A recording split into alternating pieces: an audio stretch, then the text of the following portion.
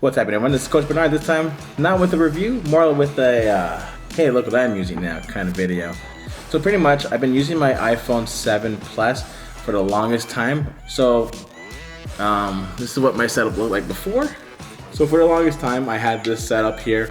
I would just prop this on the table and then do my YouTubes. So this is generally what my setup looked like before. I just had my iPhone here and that little mic there. Sometimes I would close the door to get better acoustics. But now, I'm using the Sony A6400. So the reason why I got this camera out of any other camera, I was actually on the fence between this and maybe the G95 that just came out, or maybe an OG H5. The main specs of the camera really was what I needed for my needs. It has a cool little flippy screen. Yeah, the big thing for me was the selfie screen because I need to see if I'm in frame. Sometimes I would try to go 4K on my iPhone, so I would have to flip it around. So not knowing what I'm looking at, not knowing, it makes it really difficult, and you always have to double check. One time I filmed the whole thing thinking, oh, I'm kind of in frame, and it turns out my forehead was cut off the entire time. I just had to reshoot everything, pretty much. What an idiot! Oh, what a loser! And a big thing why I got this camera is because the autofocus. I can move around, and the autofocus will always have me in focus.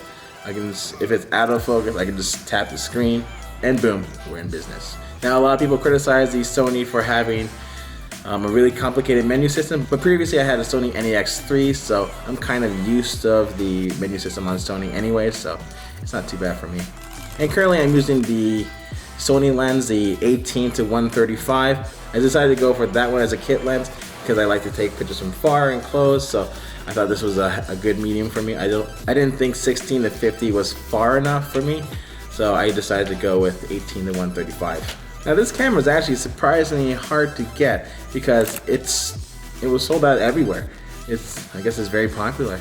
I ordered it through Camera Canada and it took me about 2 months to receive it, but they were pretty good at keeping me updated and stuff, so good customer service there. But enough talking about it. Let's play around with this, see what it can do.